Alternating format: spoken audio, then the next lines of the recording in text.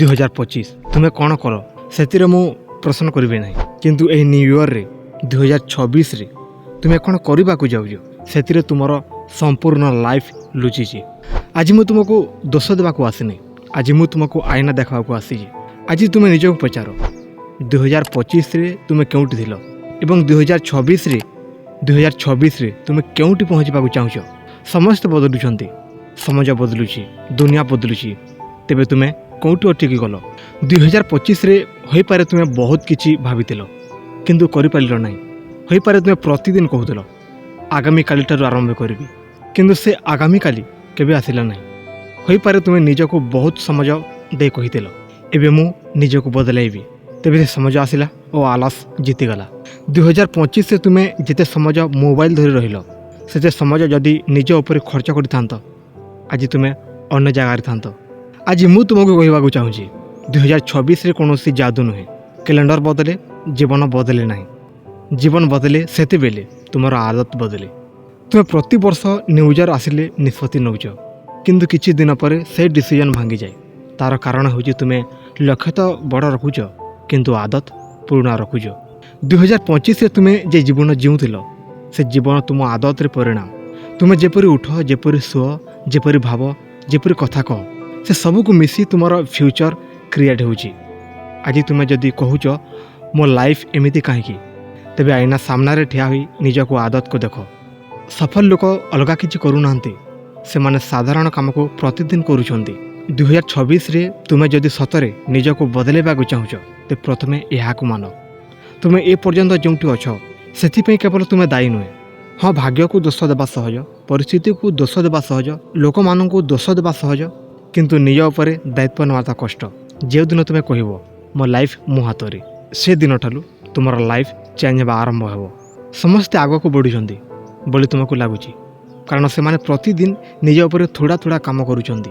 ସେମାନେ ରାତିରେ ଡେରି ପର୍ଯ୍ୟନ୍ତ ଫୋନ୍ ଦେଖୁନାହାନ୍ତି, ସେମାନେ ସକାଳେ ଉଠି ନିଜକୁ ସମୟ ଦିଅନ୍ତି, ସେମାନେ ଯାହା କହନ୍ତି ତାହା କରନ୍ତି। ତୁମେ ଯଦି କେବଳ କହିବାରେ ରହିଯାଉଛ ତେବେ 2026 ମଧ୍ୟ 2025 ଭଳିଆ ହେବ। ଆଜି ଏହି ନ୍ୟୁ ଇୟର୍ରେ ମୁଁ ତୁମକୁ ଗୋଟିଏ କଥା ମନେ ରଖିବାକୁ କହୁଛି, ଛୋଟ ଆଦତ ଛୋଟ ଲାଗେ କିନ୍ତୁ ସମାଜ ସହିତ ସେ ଜୀବନ ବଦଳାଇ ଦିଏ।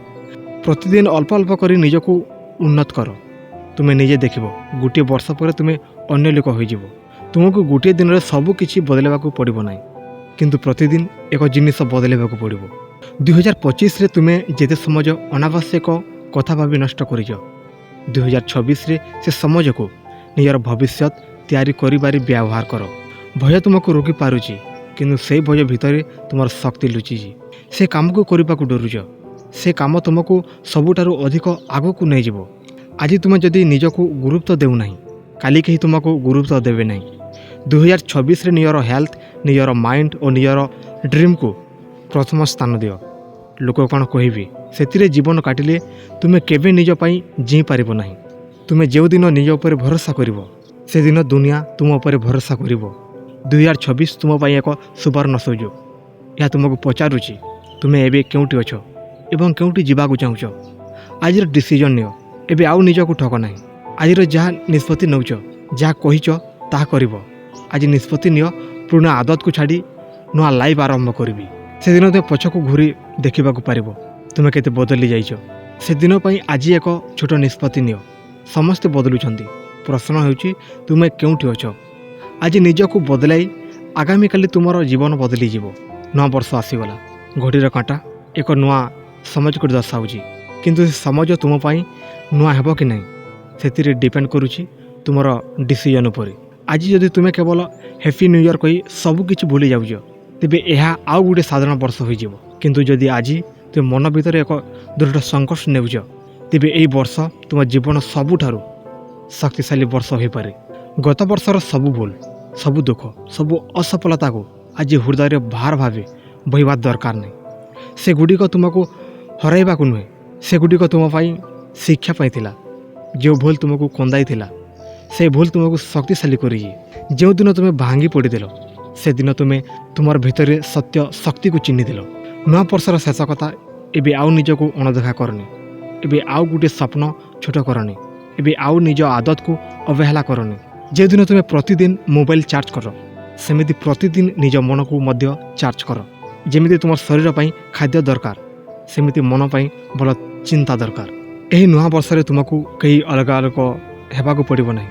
ତୁମକୁ କେବଳ ନିଜର ଭଲ ରୂପଟି ବାହାର କରିବାକୁ ପଡ଼ିବ। ତୁମେ ପୂର୍ବରୁ ଯାହା ଅଟ ସେଠାରୁ ଥୋଡ଼ା ଭଲ ହେବାକ ହିଁ ସତ୍ୟ ଉନ୍ନତି ଅଛି।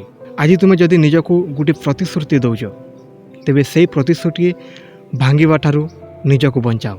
ନୂଆ ବର୍ଷ ମାନେ କେବଳ ମସ୍ତି କରିବା, ମଜାକ କରିବା, ଶୁଭେଚ୍ଛା ନୁହେଁ। ନୂଆ ବର୍ଷ ମାନେ ହେଉଛି ନୂଆ ରେସ୍ପନ୍ସିବିଲିଟି ନିଜ ପାଇଁ, ନିଜର ଲାଇଫ୍ ପାଇଁ, ନିଜର ଫ୍ୟୁଚର୍ ପାଇଁ।